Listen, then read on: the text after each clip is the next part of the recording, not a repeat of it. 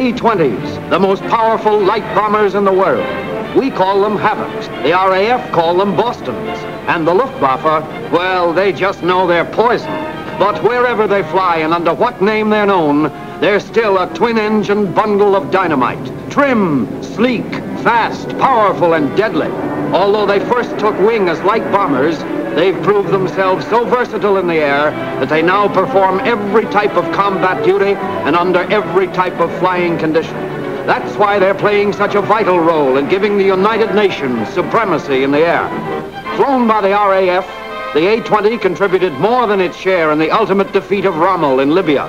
Without the attacking power of their Bostons, the British would have been forced to retreat in Palestine. With German divisions only 15 miles away, greatly outnumbered in every department, the British sent out 25 Boston bombers on over 100 sorties daily. So effectively were the enemy blasted that the British were able to regroup their forces and counterattack. Yes, the Luftwaffe was beaten in Africa, just as it will be beaten eventually in every theater of operation. And these smashed Nazi planes bear mute evidence to the mastery of the A-20. Here are hundreds of them destroyed at one Nazi airbase, no longer master of all they surveyed, wrecked, smashed, and beaten to the ground. But victories like that don't happen overnight. Victories won with squadrons of A-20s that leave a trail of enemy wreckage in their wake. These men learned the how, why, and wherefore back home. And from the looks of things, they learned their job well. And this is how they do it. These A-20s are sure queer-looking gals, aren't they?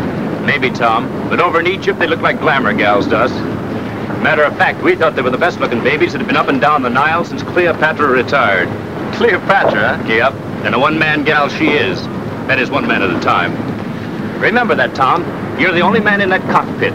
No one else is with you to share the responsibility. And that goes for your ground check, too. You'll want to make every check yourself. But there's one thing especially. You see this snubbing pin? Mm-hmm. Be sure it's in there and fast. If it isn't, the nose wheel will buckle on the takeoff and spill your plane before it ever leaves the ground. Yeah, well, that's reason enough to check it. But how does it get out in the first place, sir? Well, you see over there? When they tow the ship, they remove the pin so the nose wheel will swivel. Sometimes they forget to put it back. Or sometimes they forget to take it out in the first place. Then the pin shears off, and you're really in trouble. Check displacement of your landing gear.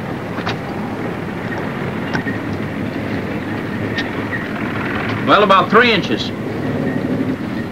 Linkage looks okay. How about the tires, sir? Yeah, they're all right. Don't let the tires depress below this ridge. Now check nacelles and fuselage for fluid leaks.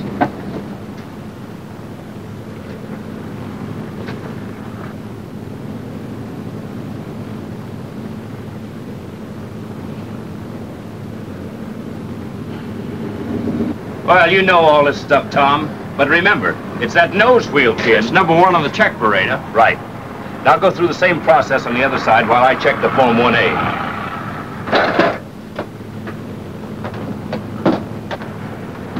Everything's okay on that side, sir. Right. A lot of hardware down there. Yeah, but it just means you'll learn your checklist so well you can write it in Greek with one hand and read it in Braille with the other. Remember, Tom, the old-timers call checklists their Bibles. No matter how well they know it, they take it step by step each time. Now let's go over it point by point. Number 1, parking brakes on. Number 2, fuel supply. Right fuel selector to main. Switches on both for either engine.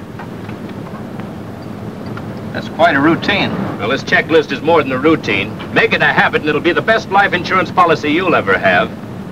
And this baby right here is the most important one to remember in your cockpit check. Never take off unless those upper cowl flaps are closed. What's so important about upper cowl flaps, sir? Upper cowl flaps were designed only for additional cooling when taxiing on the ground. If they're open in flight, the airflow over the wing is disturbed. The first thing I told you about Cleopatra, Tom, was how trim and sleek she is. But look what happens when the upper cowl flaps are open in flight.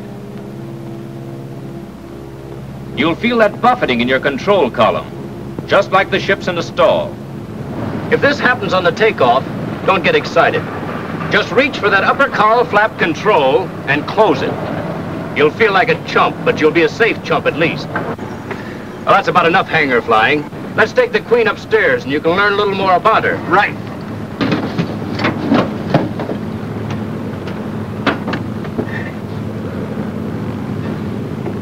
How do you like your upper berth? Yeah, well, it's okay, but I feel like a flying sardine.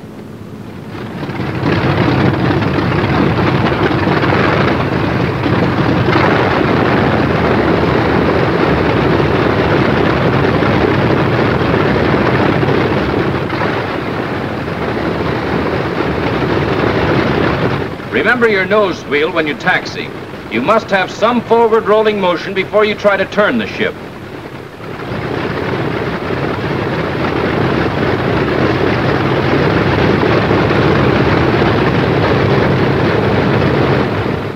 Okay, Tom, now you can make the takeoff check. Call them out one by one and watch me finger the gadgets. And notice that besides your regular cross-feed fuel system, you've got another cross-feed system for fuel pressure. Some models have a cross-feed fuel pressure valve, while other models have electric booster pumps. All models take off with cross-feed or boosters on. In that way, either engine fuel pump can fail during the takeoff, and the remaining pump will keep both engines running. And last and most important, get those upper cowl flaps closed. Right. And now about takeoff. Any ship with tricycle gear has zero lift and minimum drag in its normal ground position. That means the ship won't fly herself off the ground no matter how fast you get her going, unless you bring that nose wheel up at the right time.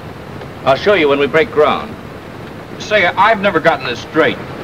Do you use flaps on an A-20 takeoff? Here's what happens when you take off without flaps. Without flaps, the A-20 requires a longer takeoff run, as it is not safely airborne until 115 miles per hour has been attained. Your best climbing speed, 165 miles per hour, is soon reached. On a short runway or where you have obstacles to clear, you take off with your flaps 22.5 degrees down. She's in the air at 100 miles per hour with a shorter run, clearing her obstacle at about 135 miles per hour. As soon as the obstacle is clear, up your flaps to improve your rate of climb. I'll show you that nose wheel business when we take off. Line up with the runway. Ease your power on slowly. Don't worry about getting your nose wheel off the ground until you've passed 100 miles per hour. We used to lift the nose wheel clear of the ground as soon as we could on rough terrain to prevent strain. But these new nose wheels are as tough as a main gear. When your airspeed reaches 100, start easing back on the control column until the nose wheel is clear of the ground. And hold her there until the ship flies itself off. Remember, any tricycle gear takeoff will be different at first. And Cleopatra's no snob. You can't take her off with her nose way up in the air. It causes too much additional drag, and you're liable to run out of runway. And don't up your gear until you're 50 feet above the runway. She has a tendency to settle in a little when the gear is up. Your next move is to get her up to 135 miles per hour, which is your minimum single-engine controllable speed. Remember that. She's slick and beautiful.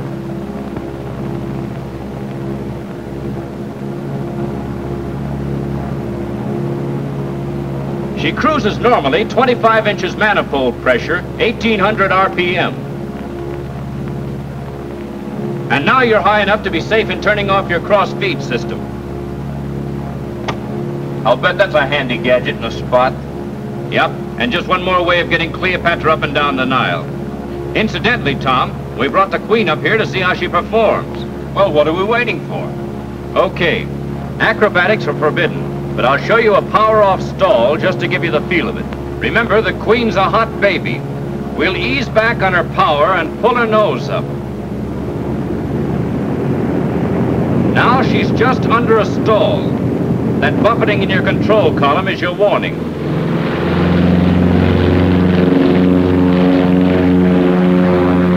Didn't I say she was a stuff? No tendency to fall off on either wing.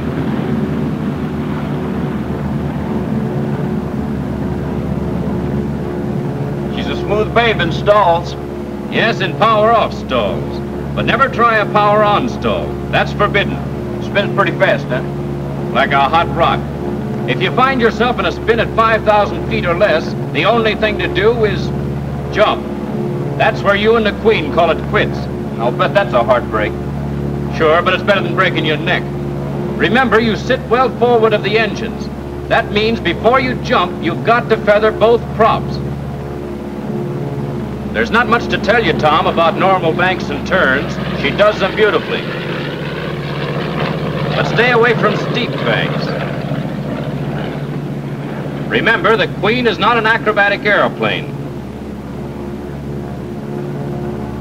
Bank turns over 75 degrees give you loads on the wings they were never designed to take. And she'll stall out of a 70-degree bank at 200 miles per hour. Getting tired of that belly buster position, Tom? I've been this way so long, I'm beginning to like it. Okay, but there are a couple of more things you ought to know about the Queen. Hold on and I'll show you how she dives.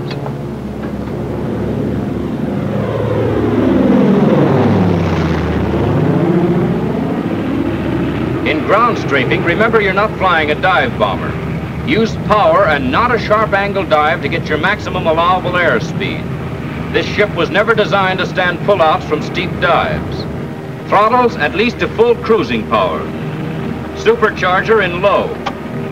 And you can trim the ship in a dive, but never use your elevator trim tabs for maneuvering or recovering from a dive. That's taboo because it gives the ship a load it can't take. Big thing to remember is that it's possible to put this high-speed job into an accelerated stall if you try to pull out of your dive too quickly. If this happens, take it easy. Release your back pressure until you regain control.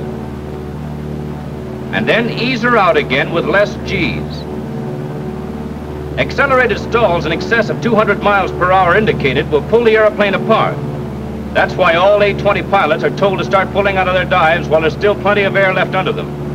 And pullouts should never be violent. Use steady, easy back pressure.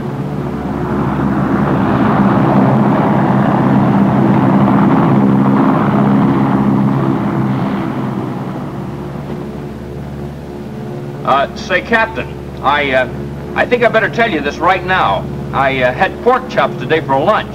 Very greasy. I get it. But don't worry, the next one will be easier on you. I'll show you some emergency procedures. First, let's take emergency hydraulic pressure procedure. Let's assume your hydraulic system has a complete failure. You're coming into the field and you want to get your gear and flaps down. First thing to do is to put all the hydraulic handles in neutral. They should always be in neutral when in flight anyhow. Slow the ship down to 135 miles per hour and put the landing gear selector down. Got that? Right. Next, pull the emergency gear release. All wheels should come down and lock, and don't zoom to get them down. If they need help, duck the nose slightly and that'll do it. Try to pump the flaps at least half down with the hand pump. And that's all there is to it. Oh yes, if you haven't any hydraulic brake pressure, just put on the emergency air brake, and that'll make her behave plenty fast. I got it. Now I'll show you some single engine performance. We'll simulate engine failure and see how it works. Feel that yaw? You'll use enough opposite rudder to maintain directional control. Then feather that prop and be sure your airspeed stays above 135 miles per hour. That's the minimum speed at which the airplane can be controlled on one engine. Then as soon as you can, get the airspeed up to 165 miles per hour. That's minimum speed at which the engine is cool enough to maintain continuous flight. Then you can trim the ship, sit back, and start telling yourself ghost stories. Engine failure on takeoff is a little tougher. If you lose an engine before you're up to 135, cut the throttles and switches and land straight ahead. Another thing, don't forget your stalling speed goes up like a skyrocket as the ship banks. On a single engine, never bank more than 15 degrees. And always bank toward the live engine, never into the dead one.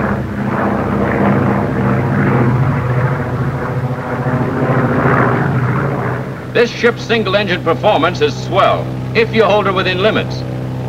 Over in Egypt, lots of the boys had one engine shot away, but whenever they could, they always unfeathered the bad engine and used it on landings. Let's say you're returning from a combat mission, and our dead engines had the oil line shot out. We've had to feather it, and now we're coming back to the base. Now watch. First, we unfeather the dead engine.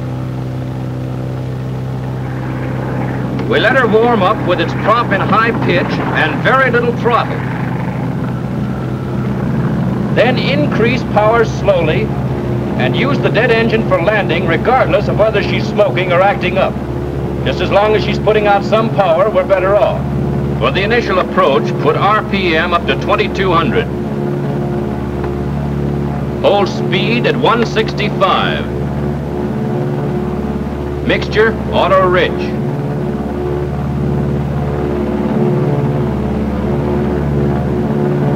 When you enter the base leg, flaps 22.5 degrees down. Gear down.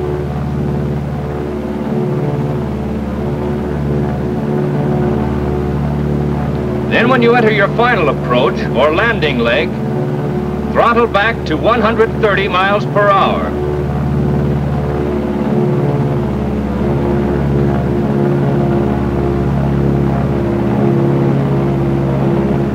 As soon as you're sure the landing is in the bag, put flaps full down. Come over the fence at 115 and land. Hold your nose wheel high off the ground. And don't worry about scratching your tail.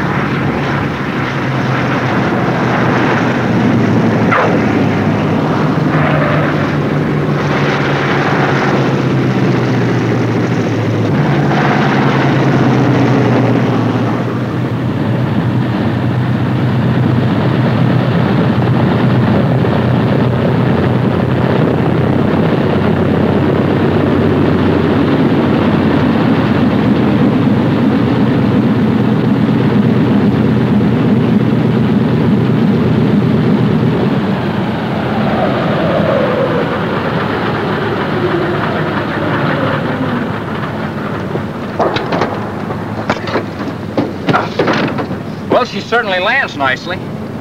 Say, thanks a million for showing me those emergency procedures. You sure have a smooth way of doing it. You learn a lot of things in combat. I guess you've had enough for today. Yeah, that's enough for me. And the pork chops. Well, Tom, what do you think of Cleopatra now? She's everything I like. Twin engines, sensitive, plenty fast. She's for me, Captain. Yes, men who know their ships, men who are destroying the enemy on every front, all agree the A-20 is the sweetest attack ship in the sky.